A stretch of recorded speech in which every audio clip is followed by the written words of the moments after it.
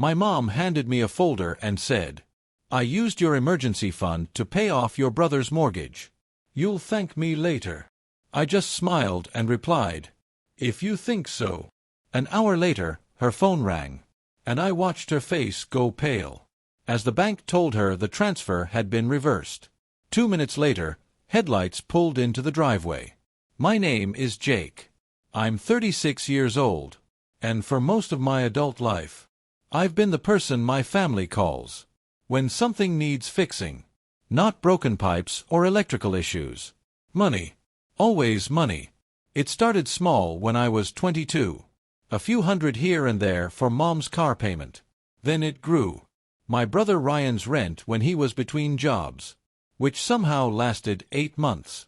Dad's medical bills when insurance fell short. Family vacations I was told about after the booking, with an expectation I'd chip in my share. I never said no. That's the thing about being dependable. People stop asking and start assuming. Ryan is 3 years younger than me, and if there's one constant in our family, it's that he's always been the golden one.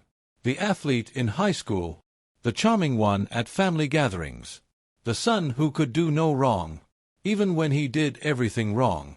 He drifted through 5 different jobs in 10 years, bought a truck he couldn't afford, married a woman who shared his taste for expensive things.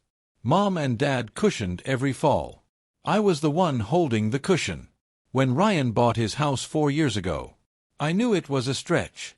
He barely had the down payment, and his credit was questionable. But Mom was ecstatic. She called me that night, voice bright with pride, telling me how Ryan was finally settling down, building equity, becoming a real adult. I congratulated him. I sent a housewarming gift. I didn't mention that I'd been renting the same modest apartment for 6 years because I was too busy keeping everyone else afloat. What I didn't tell anyone was that I'd opened a separate savings account 2 years earlier, a true emergency fund that nobody in my family knew about. I'd learned the hard way. If they knew money existed, they'd find a reason it needed to be spent on someone else's emergency. 15% of every paycheck went into that account. No debit card attached. No checks. Just a slow, steady accumulation of security. $38,000 of mine. That number mattered. It represented every time I'd eaten ramen, so I could cover someone else's expense. Every canceled trip because family needed me to stay liquid.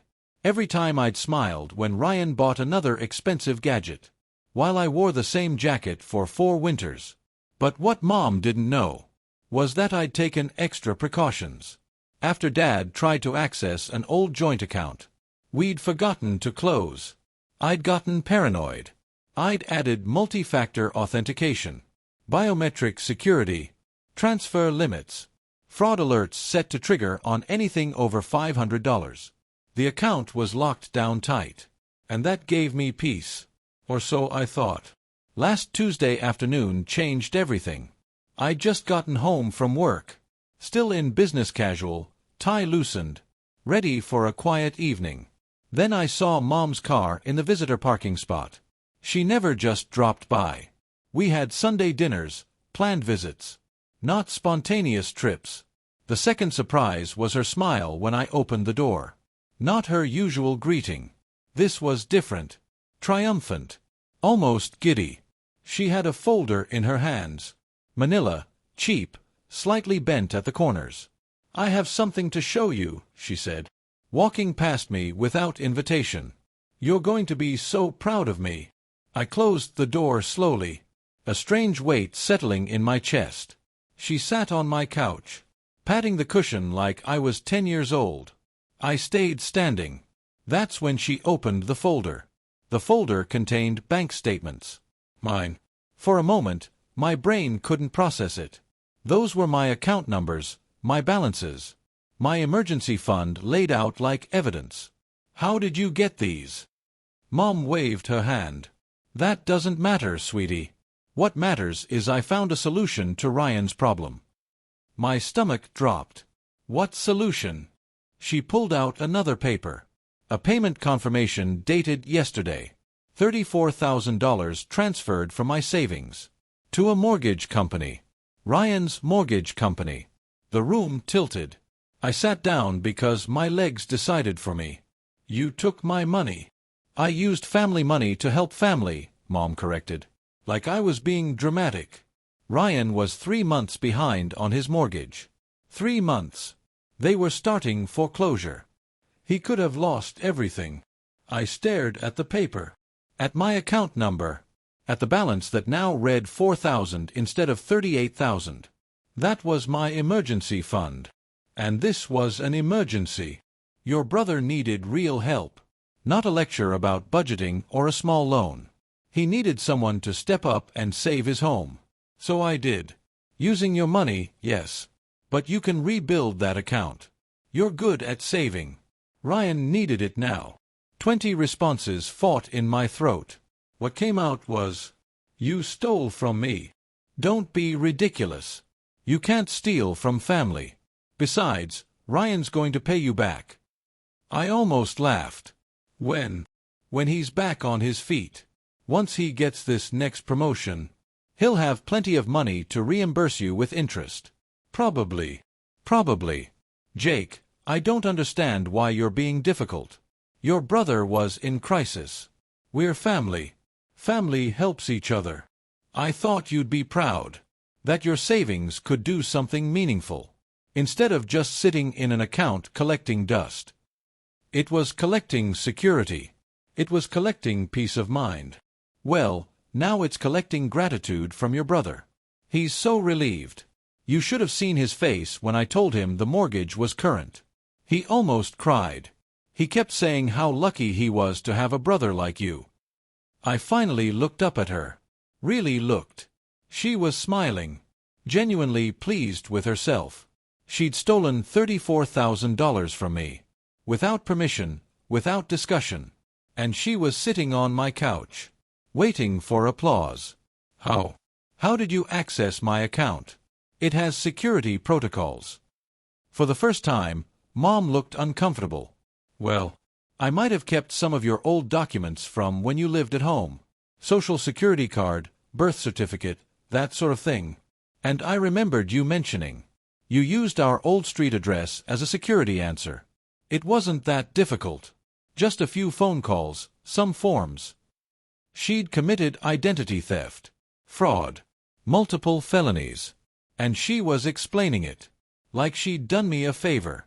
You had no right. I had every right. I'm your mother. I raised you. I fed you and clothed you and paid for your education. If anyone has a right to make decisions about what's best for this family, it's me.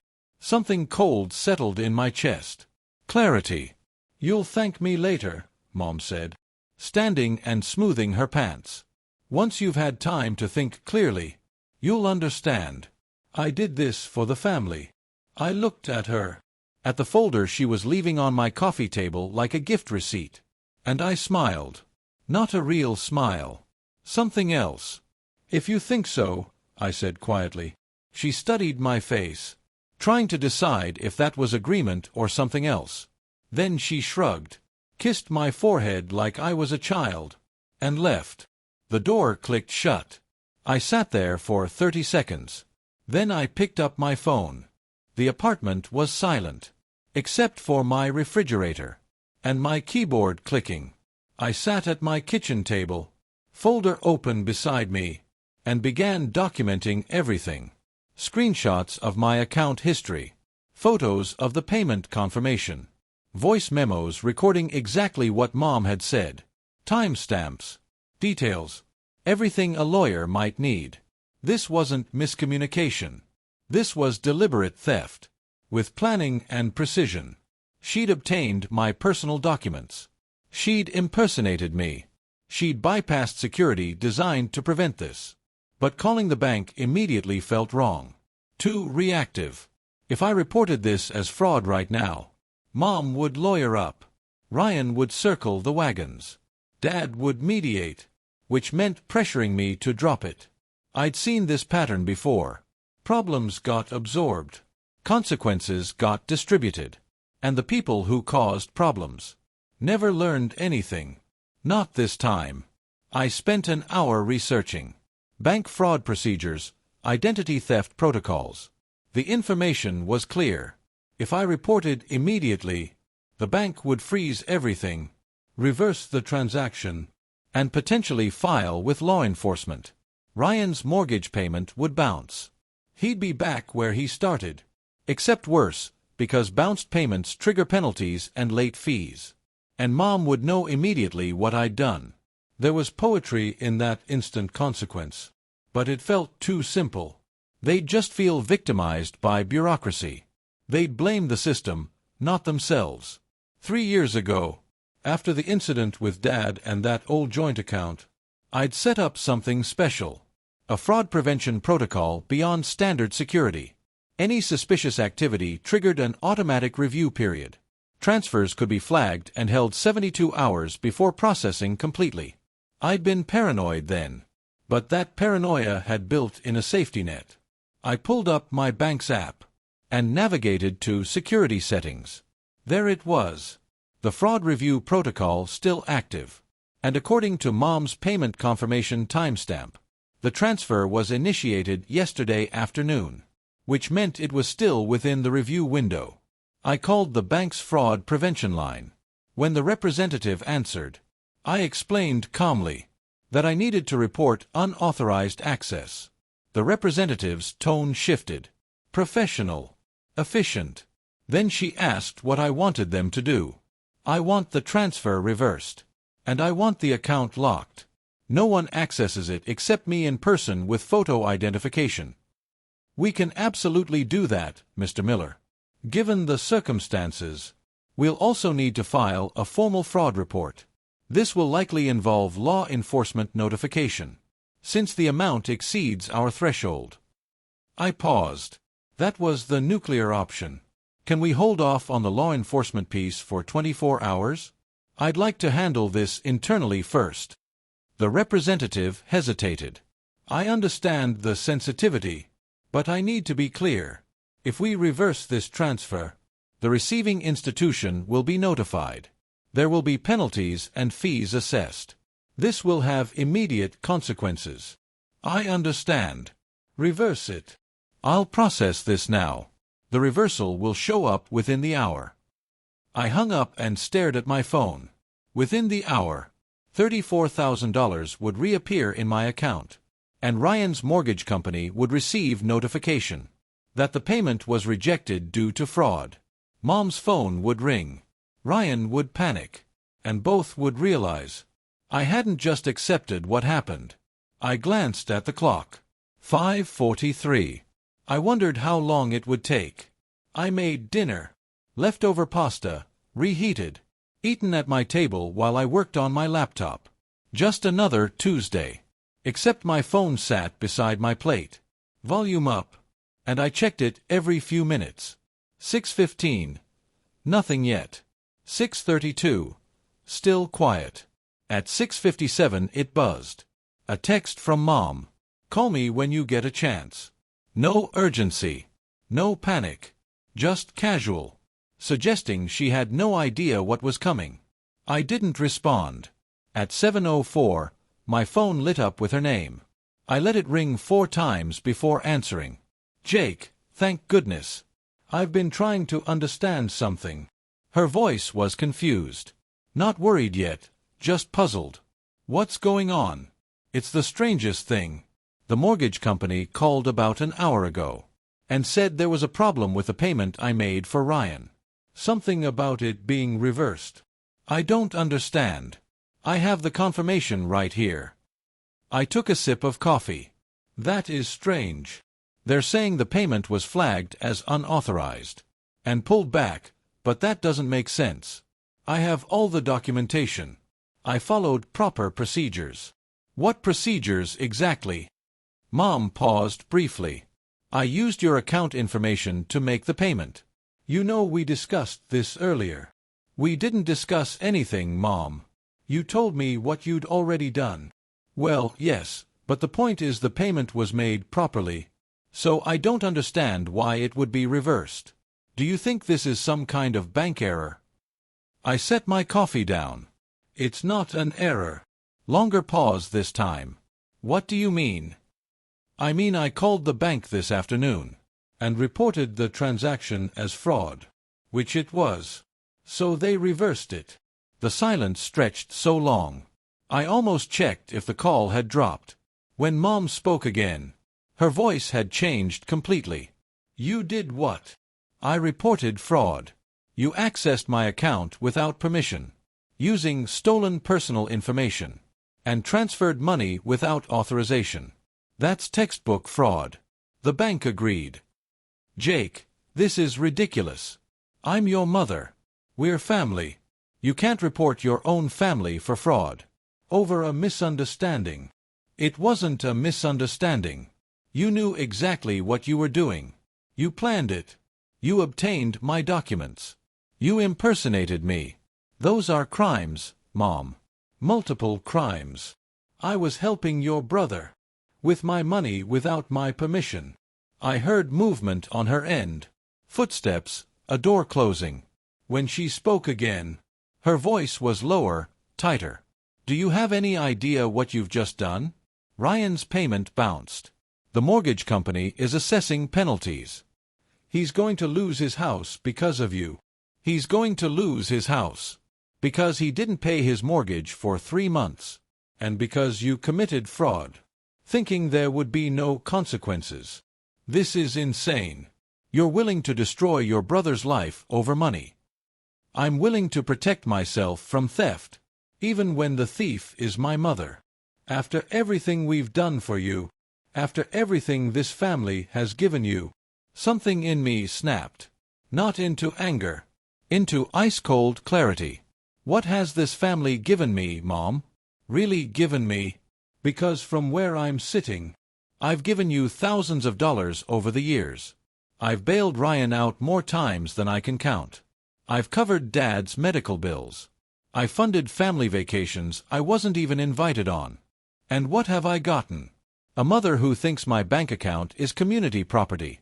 And a brother who can't manage to pay his own mortgage. That's not fair. Fair? Was it fair when Ryan got a new car for graduation? And I got a card? Was it fair when you paid for his wedding, but told me I should keep mine small? Was it fair when you took my emergency fund, $34,000 I'd saved for years, and gave it to him without even asking? Mom's voice cracked. I thought you'd understand. I understand perfectly. You chose Ryan over me again, like you always do. The difference is this time there are consequences. Jake, please. We can fix this. Let me talk to the bank. No. The account is locked. Only I can access it now. You can't touch it. Ryan can't touch it. Nobody can. Through the phone, I heard another sound. A car door. Voices. Then Mom's sharp intake of breath. Ryan just pulled in. He got the call from the mortgage company. He's coming inside. Jake, you need to fix this right now. I'm not fixing anything. You broke it. You deal with it. I hung up. My hands were shaking. Not from fear. From adrenaline. From years of swallowed words finally spoken. My phone rang again 3 minutes later. Ryan's number. I let it go to voicemail. He called back immediately. Then again. Then again. The 4th time I answered. What the hell did you do? Ryan's voice was pure rage. I reported fraud to my bank. You got my mortgage payment reversed. Do you have any idea what this is going to cost me? The penalties alone are over $2,000. Plus, they're accelerating my foreclosure timeline. I have 30 days now instead of 90. That's unfortunate. Unfortunate. This is my house, Jake. My home. And you just torpedoed it because what?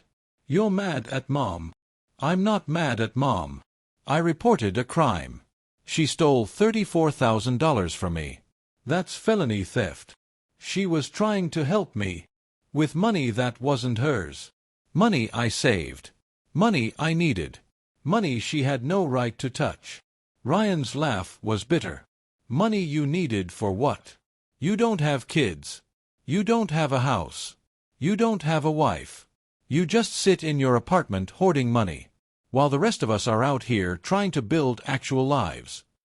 Each word landed like a slap, but underneath was confirmation of how my family saw me, not as a person with needs and dreams, as a resource to be tapped when convenient. You're right. I don't have those things. Want to know why? Because every time I save enough to make a down payment, someone in this family has an emergency. I've spent 15 years being everyone's backup plan, and the one time I try to protect something for myself, you're calling me selfish. Because you are being selfish. This is family, Jake. Family helps each other. Help goes both ways, Ryan. Or at least it should. When's the last time you helped me? When's the last time you asked if I needed anything? Silence. That's what I thought. Mom said you almost cried when she told you the mortgage was paid. Did you cry out of gratitude, or relief that once again someone else was solving your problem? This is different. It's not. It's exactly the same pattern. You make choices you can't afford. Mom enables you, and I pay for it. Literally. The only difference this time is I said no. You said no by committing fraud. I reported fraud. Mom accessed my account illegally. She used stolen documents. She impersonated me. Those are crimes. The only reason she's not in handcuffs right now is because I asked the bank to hold off on the police report. That stopped him. What? The bank wanted to file immediately. I asked for 24 hours to handle it internally. But if Mom tries anything else, that protection goes away. The police get involved. She gets charged. You're bluffing. Call the bank. Ask them about the fraud report filed this afternoon. See if I'm bluffing. More silence. I could hear breathing. Voices in the background. So, what do you want? Money. An apology. I don't want anything from you. And I'm not fixing what I didn't break. Then what's the point? Just to hurt us. The point is boundaries. The point is consequences. The point is that my money is mine, and nobody gets to make decisions about it except me. Fine, keep your money. But you're also keeping the guilt when I lose my house. No, Ryan. That's on you.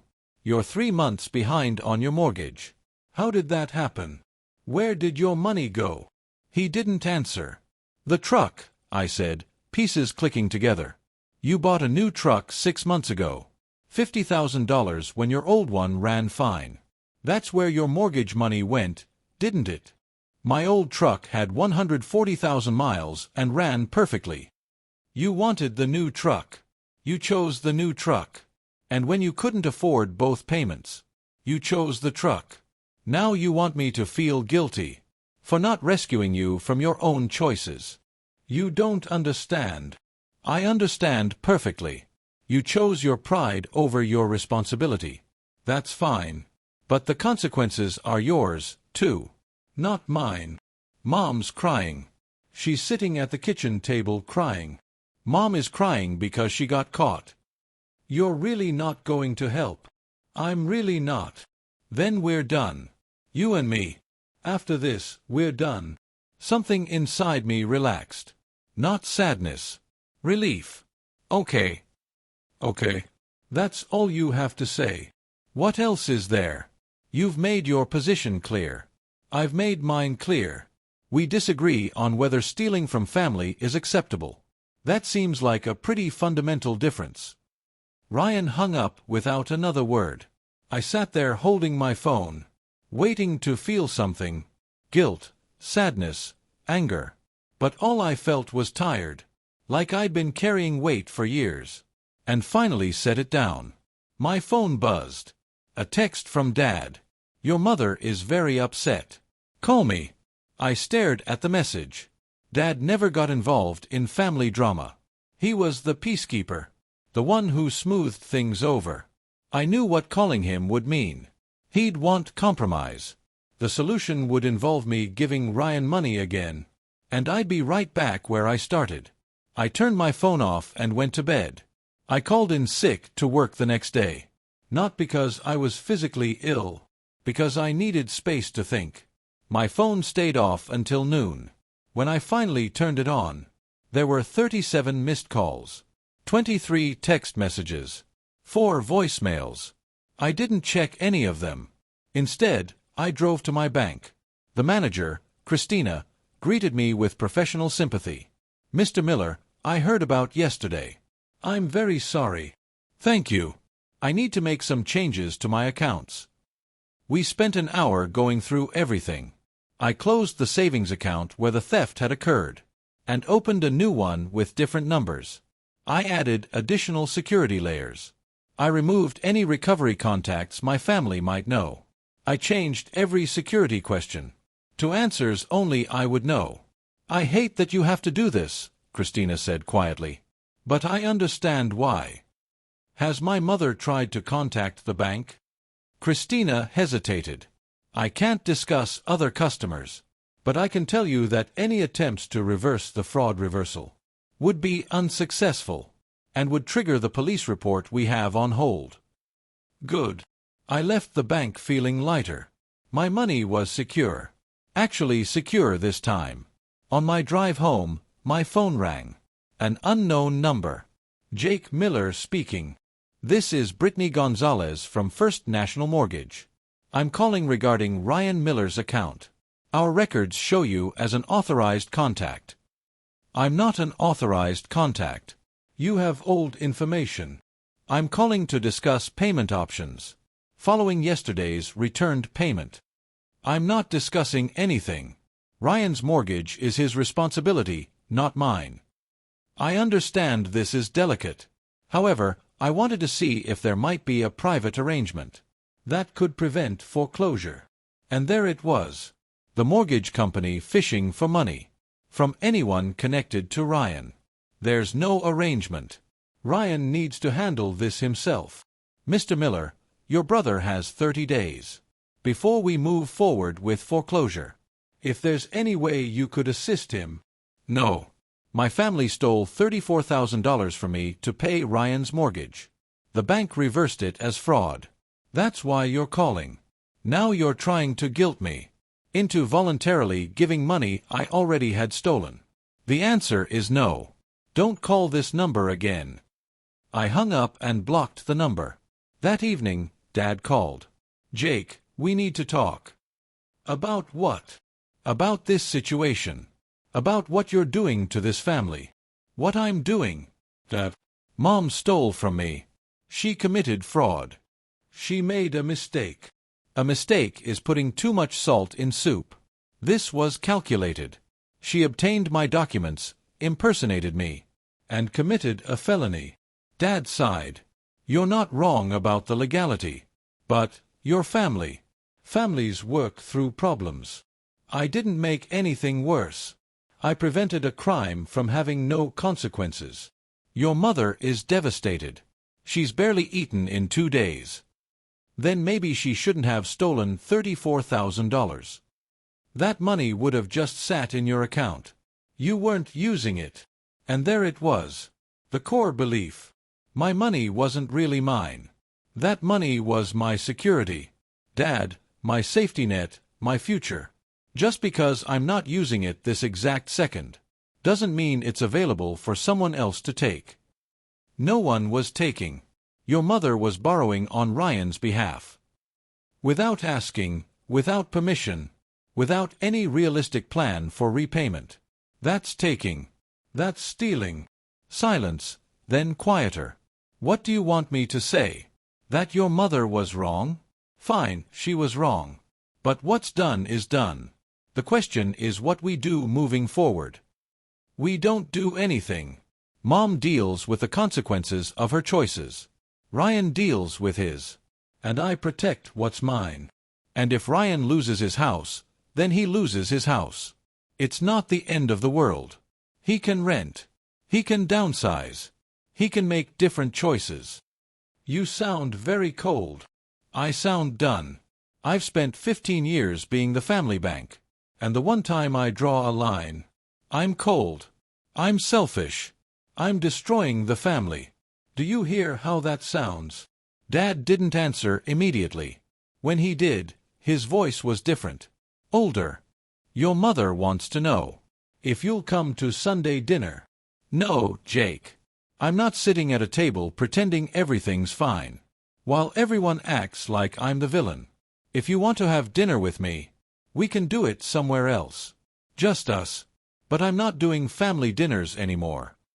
You're really willing to blow up this family over money.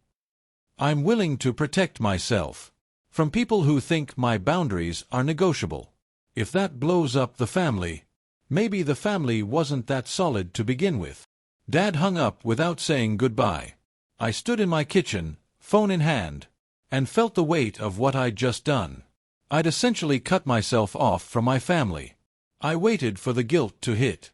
It didn't come. Instead, I felt space. Room to breathe. Freedom from constant anxiety about what crisis would hit next. I sat down at my laptop and did something I'd been putting off for 3 years. I started looking at houses. Real houses in my price range. The next morning, I contacted a realtor. 3 weeks later, I closed on a small townhouse. 2 bedrooms, updated kitchen, a tiny backyard. It was mine. I didn't tell my family. Didn't invite them. Didn't post pictures. I just moved in on a Saturday, with help from 2 coworkers, who'd become actual friends. The first night in my new place, sitting on my couch in my living room, I felt something I hadn't felt in years. Peace. My phone had been quiet. No more daily calls from Mom. No more texts from Ryan. Even Dad had stopped reaching out. I knew what it meant. I'd been cut off, excommunicated for the crime of having boundaries. And I was okay with that, until 4 weeks later, when my doorbell rang on a Sunday afternoon. I looked through the peephole and saw Mom standing on my porch alone. No folder this time, just her purse and a tired expression. I almost didn't open the door, but curiosity won. "How did you find me?" "I called your work. Told them I was your mother with an emergency. They gave me your new address." I made a mental note to report that to HR. "What do you want?" "Can I come in?" "No." Mom flinched. "Jake, please. I just want to talk." We talked. You explained how you thought stealing from me was justified. I explained how it wasn't. There's nothing left to say. Ryan lost the house. I didn't respond.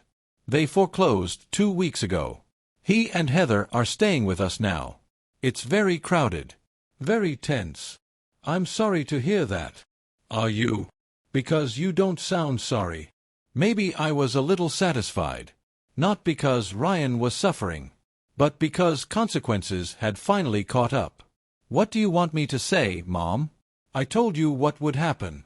Ryan had options. He could have sold the truck. He could have worked extra hours. He could have downsized. He chose not to. That's on him. He's your brother. He's a 33-year-old man who needs to figure out his own life. Mom's eyes filled with tears. Real ones this time. When did you become so hard? When you stole $34,000 from me and expected me to thank you for it. I came here to apologize. That surprised me. Okay. I'm sorry. I'm sorry I accessed your account without permission. I'm sorry I didn't ask. I'm sorry I justified it by telling myself I was helping family. The words were right, but something about the delivery felt off. Rehearsed. Why now? Why apologize now after 4 weeks of silence? Mom looked away. Because things are very difficult at home. Ryan and Heather fight constantly. Dad is stressed. The house is too small. And I hoped maybe if I apologized, you might be willing to help. There it was. Not a real apology. A transaction. No, Jake, please. We need. I don't care what you need. For 15 years I cared. I gave. I sacrificed. And the minute I stopped, you all cut me off like I'd never mattered. Now things are hard. And suddenly you remember I exist. That's not family, Mom. That's using people. We're not using. You are. You always have been. And I'm done being used. I have my own life now. My own house. My own plans. Plans that don't include funding anyone else's choices. Mom's face hardened. The sadness disappeared. You've changed. No. I finally stopped pretending that what this family did to me was normal or acceptable or loving. So that's it. You're just going to abandon us. I'm going to live my life. You're welcome to be part of it. If you can respect my boundaries. But if you can't, if you just want access to my wallet, then no, we're done. Mom stared at me for a long moment. Then she turned and walked back to her car. Without another word, I closed the door and stood there in my entryway, hands shaking slightly, heart pounding. I just burned the last bridge, made it clear there was no going back to how things were, and it felt terrifying and liberating in equal measure. I'm writing this from my home office 6 months later, the second bedroom I converted into a workspace. I've been promoted twice since cutting off my family. Turns out when you're not constantly stressed about other people's crises, you perform better at work. I haven't heard from Mom or Ryan in 5 months. Dad sends occasional texts. Brief, neutral, usually just checking if I'm alive. I respond the same way. Last week, I got a text from an unknown number. It was Heather, Ryan's wife. I don't know if you'll read this, but I wanted you to know we're doing okay. Ryan got a job with better pay. We're renting a small apartment. It's not the house, but it's ours. I think maybe losing everything was what he needed. He's different now. More responsible. Anyway, I just thought you should know. I didn't respond, but I saved the message. Not because I wanted to reconcile, but because it confirmed what I believed all along. Consequences teach. Enabling doesn't. I'm dating someone now. A woman I met at a coffee shop. She knows nothing about my family drama, except that we're not close. She doesn't push for details. She respects boundaries. It's refreshing. We're talking about moving in together next year. Maybe getting a dog. Building a life that's ours. Not borrowed or stolen. Or given away to people who don't appreciate it. I still have the folder Mom brought me that day. I keep it in a drawer. As a reminder. Not of what was taken, but of what I got back. My dignity. My boundaries. My life. And $34,000. That will never touch anyone's hands but mine again.